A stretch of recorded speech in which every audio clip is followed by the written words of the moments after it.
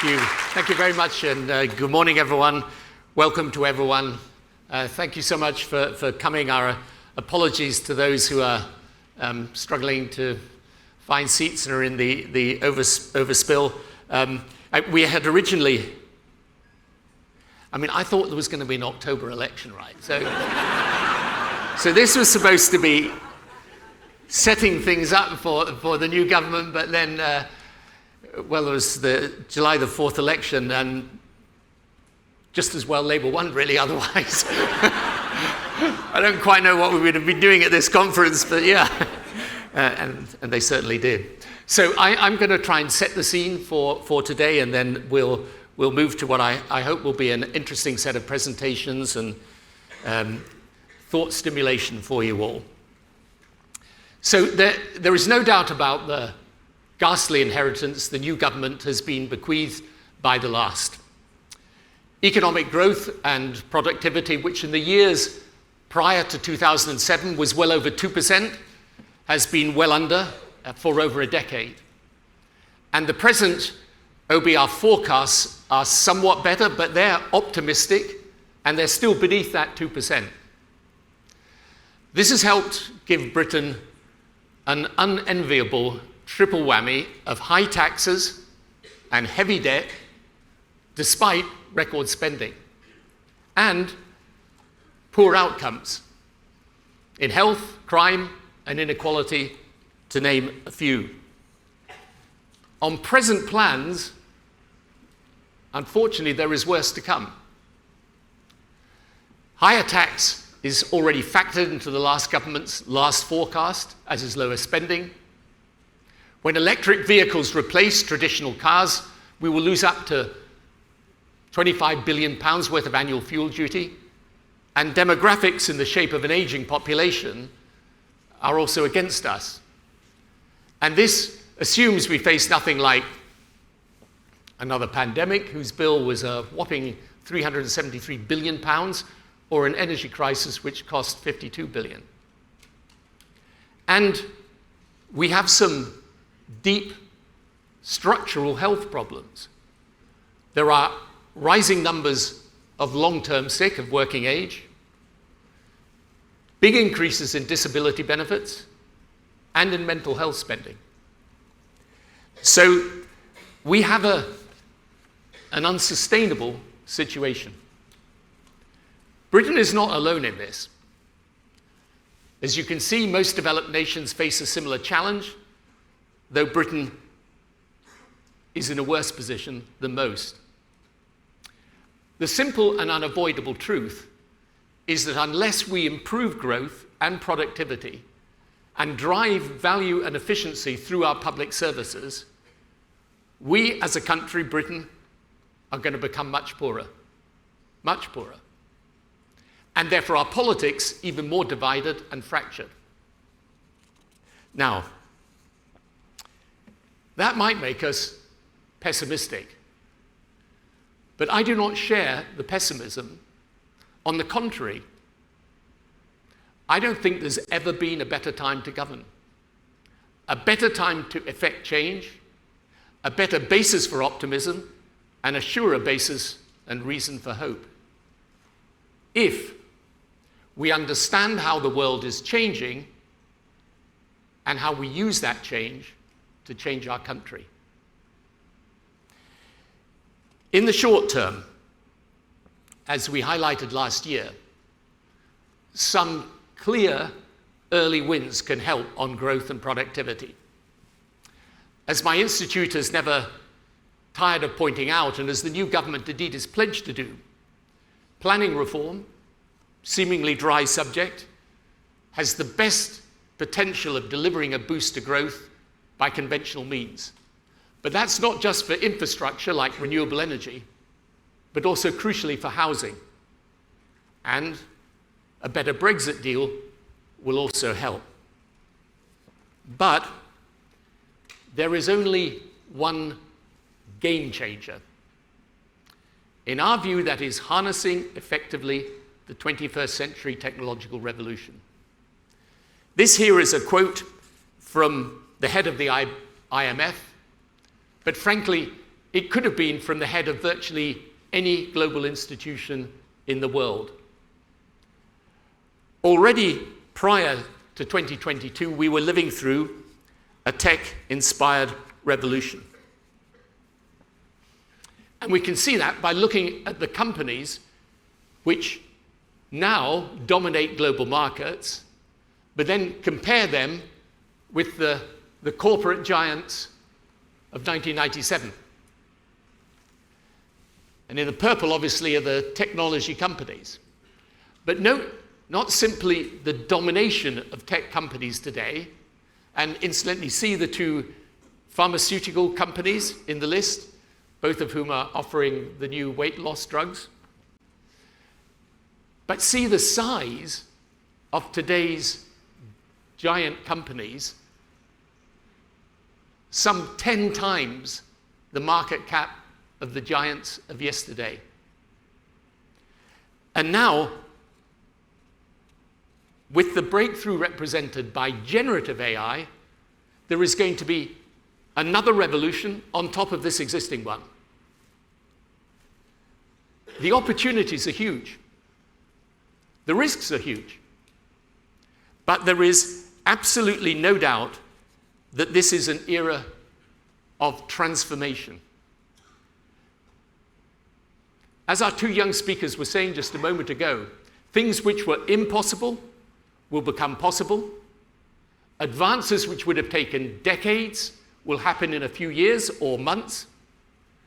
The value we can add, the improvements in efficiency we can make, the radical benefits and outcomes that we can secure could be truly revolutionary if we seize the opportunity. And there will be many well-meaning parts of our system and politics who will resist, who will downplay the opportunity and focus on the risk. But the biggest risk is not being too bold, but too timid. The task before us is a great renewal, to be the first nation to show the full opportunity of governing in the age of artificial intelligence. In this new world, companies and nations will either rise or fall. Now, the enormous blessing for the UK is that we are fortunately strong in the very thing which will determine success in artificial intelligence. We have some of the world's best universities. After America and China, we're in third place in many of the key indicators. We have in DeepMind, as we shall see later today, one of the best, possibly the best artificial intelligence company in the world. But we're in danger of forfeiting our position. Universities, clinical trials, data centers, these are the things vital to building strength in sectors like life sciences, green technology, modern financial services and manufacturing, and of course, in AI itself. So focusing on this is the 21st century industrial strategy for a forward-looking British government. Already, the private sector is starting to adopt AI at scale, increasing investment, making savings, changing recruitment. You see there the Goldman Sachs prediction of a $1 trillion investment in AI over the next years by the tech giants and other leading companies. Over the next decade, the adoption of AI will add significantly to growth, and over time, could and should raise growth rates well over 2%. But we need government policy to lean in and accelerate its adoption. The TBI paper earlier this year had 22 recommendations covering everything from infrastructure to skills to procurement to reform of the capital markets to boost investment. However, for government, the most exciting opportunity the tech revolution can offer is in respect of government itself. Over the past months, TBI has been working on policy reports about AI, which for obvious reasons we didn't publish during the election, but we're publishing them now. And here is what they show.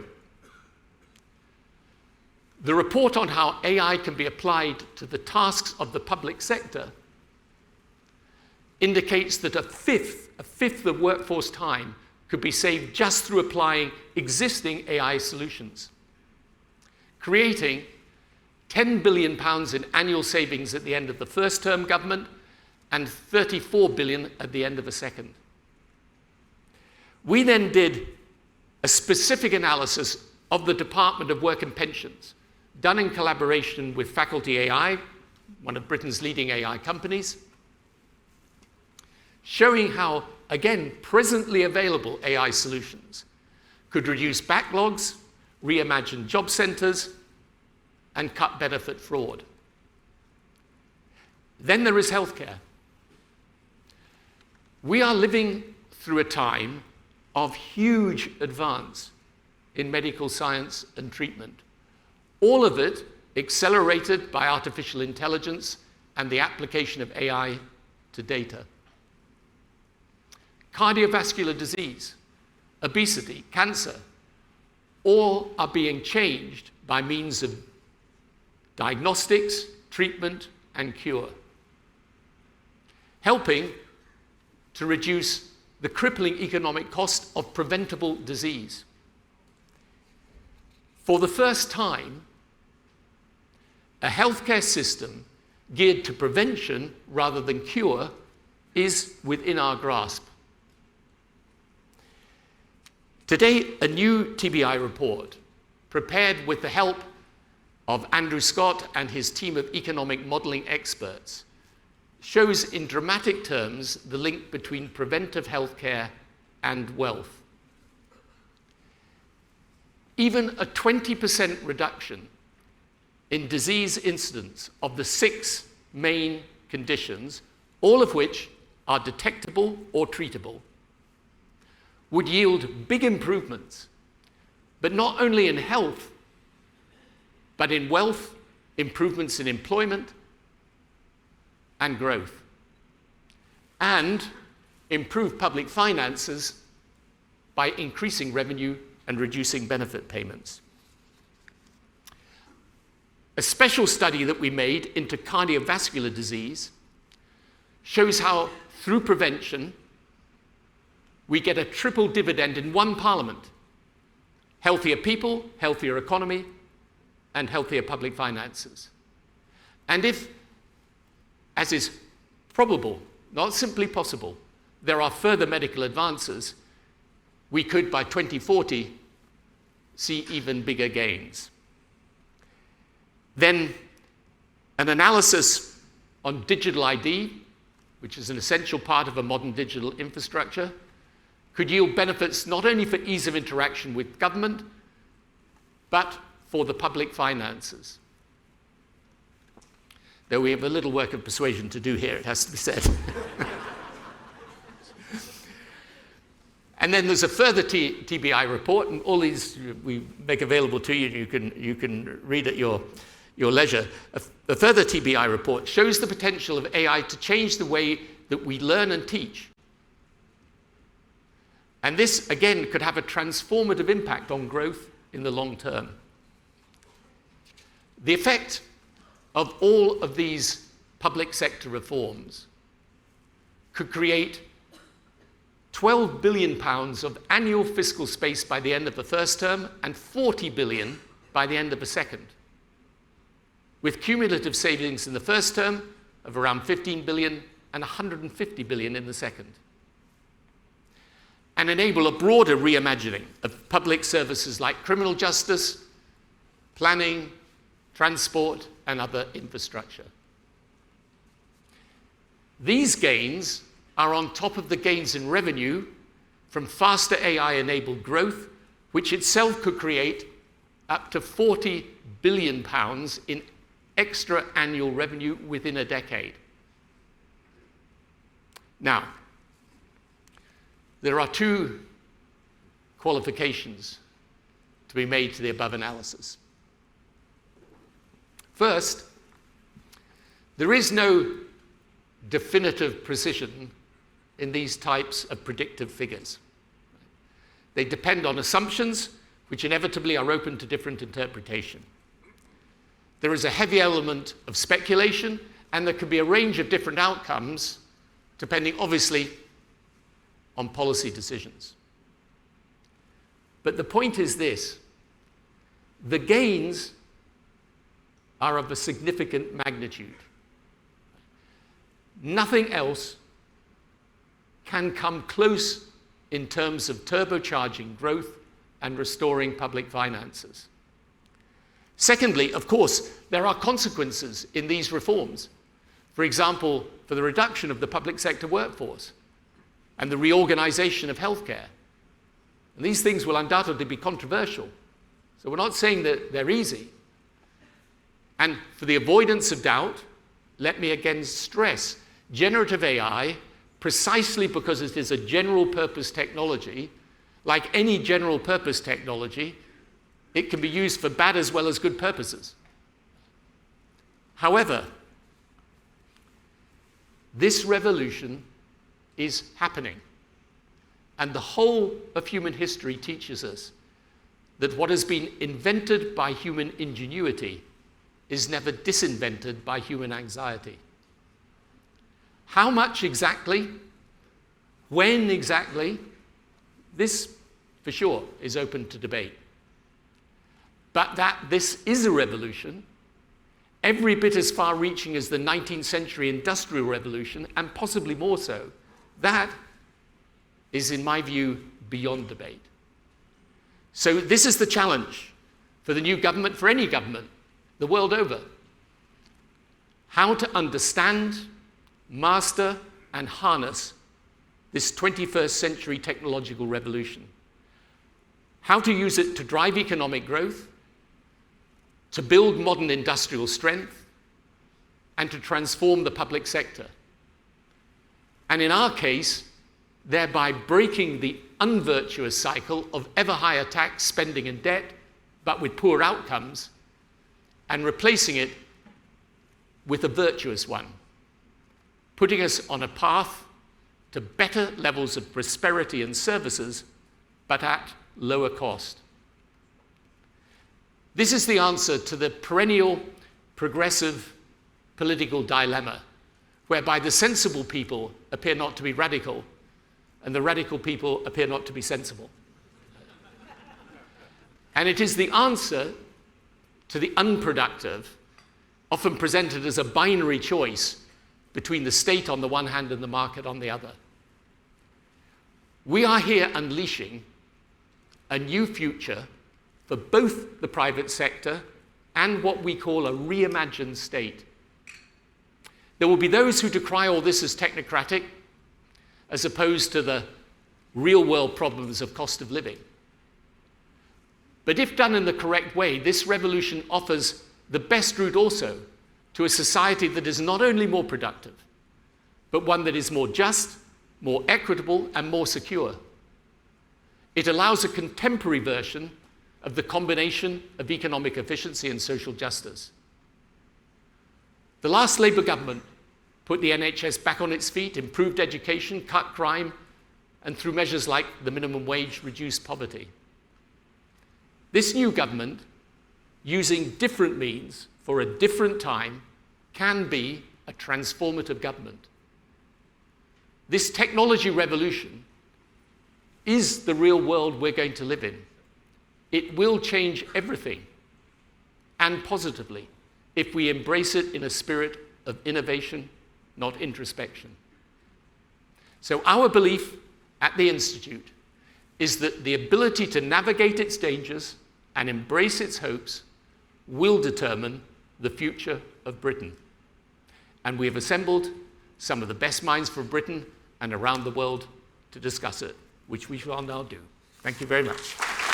much.